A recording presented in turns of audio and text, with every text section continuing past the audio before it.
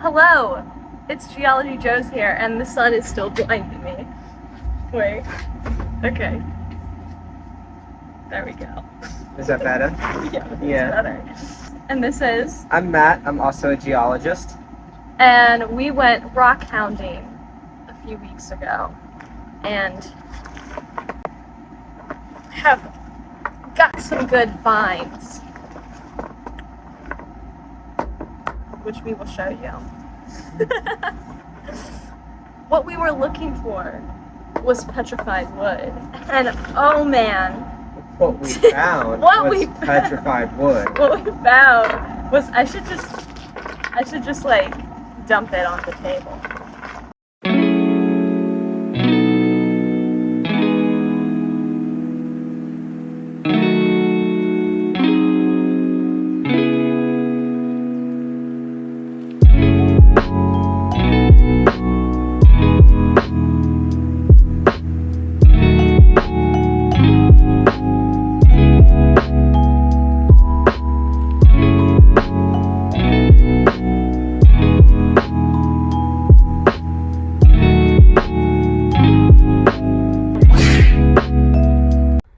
Say hi. Hi. Oh, you look cute.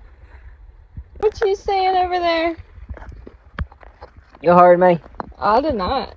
So we have a mixture of rock types because of the high energy system, like a river, that carries us down from elevation. Yeah. Gravity plus water, so it mixes the rock types and makes the cookies up. That's why springs are such a good place to rock hound. What'd you find, babes?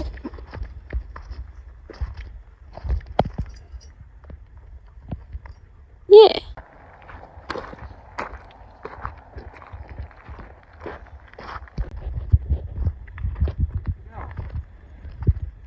I see eyes. Where? Right there, that's, oh, and then I see eyes down there. Come on! But that's way down there. Yeah, way down. Creepy. We're wandering in the middle of the desert. And we're trying to find how to get back to the car.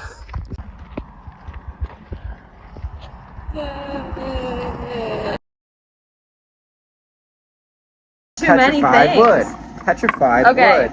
Let's show your favorite pieces. So my favorite pieces. Okay. So backstory. This is from the Shinnerup conglomerate. The conglomerate's like 260 to 220 million years old. And in that conglomerate, we get a lot of wood. So this was one of my favorite pieces because you get a good chunk of the conglomerate with the clast in it, but also a really well preserved piece of bark. And what is a conglomerate, babes? A conglomerate is an area of rock that was formed through high energy that preserves larger clast, and a matrix, and it's a sedimentary rock. Yeah, it's a sedimentary rock. And conglomerates can have like little pieces of different types of rocks. It doesn't have to be all like sedimentary. No, rocks. they're often found with like stream beds or things with high energy moving downhill. Babes, can you tell me how petrified wood forms? Yeah, probably. So, when the conglomerate kind of buries all this material, it gets rapidly buried, lets the organic material kind of preserve itself, and then over time, hydrothermal alteration, so really hot fluids full of silica, will push their way through the pores of the original organic material and kind of create a cast, so it keeps the shape of the tree, like the trunk and the bark and the core, but instead of being wood, it gets filled in with silica. Mm-hmm. And it leaves behind the cool rock petrified wood. And it doesn't always have to be hydrothermal fluids.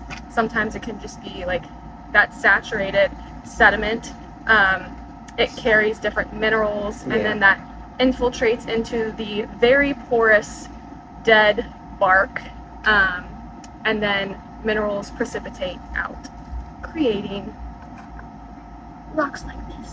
So when we were out rock hounding, this one noticed that the petrified wood occurs with that conglomerate that he mentioned.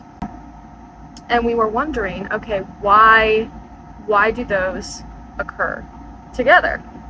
Since that conglomerate, as he mentioned, represents high energy environment, probably was deposited by a river. A lot of times when you have an environment with, there's lots of trees, you have a forest, and then you have a river, you'll get the rapid burial of dead trees, and that eventually leads to petrified wood, as we had mentioned, through those different processes. And then a couple of my other favorite pieces. This one, because it's been fancy word, is silification. The silicon has replaced all the organic material, but it preserved a lot of the bark structure. It has some cool colors. Okay, this one is one of my favorites because it's frickin' huge. But honestly, it's kind of meh. It's very mid. It's very mid. It is a very mid piece of petrified wood. I just like it because it's big. His big piece is nice because there are some like really solid crystals. Really solid crystals in there. I hope the camera's getting this. And a cool cave. Can't forget the cave. Okay. What? Oh yeah. Man, this one that is. One's maybe the coolest piece. Yeah, this one is the coolest piece. I love it.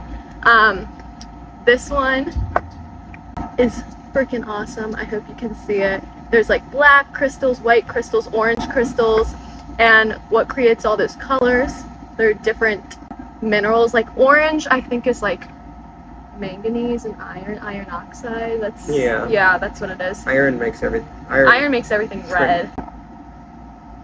Okay, this one, I didn't know if it was petrified wood or what, but to me it looks like petrified wood. I think part of it is, but on the back you can see it right here. Yeah, the striations on the back from the organic material bumped along the conglomerate. Yeah, I thought that was petrified wood. I was like, it looks to me like it is. I think it is. Yeah.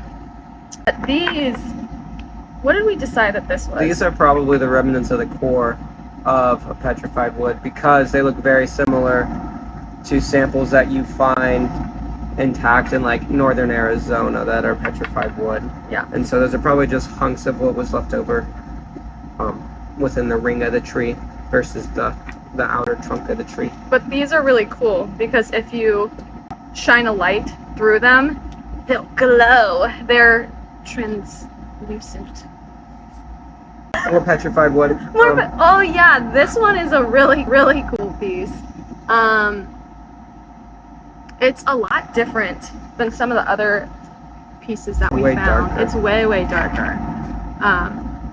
And the crystal faces are really nice in this one. Rocks can mix with your rocks. Yeah, don't take my rocks. These are my rocks. Okay. That's it. That's it. That's all we have. If you want to find petrified wood in the Shinneramp, it's really thick in the Pine Creek, Utah area, where the section in the conglomerate's about 100 feet thick.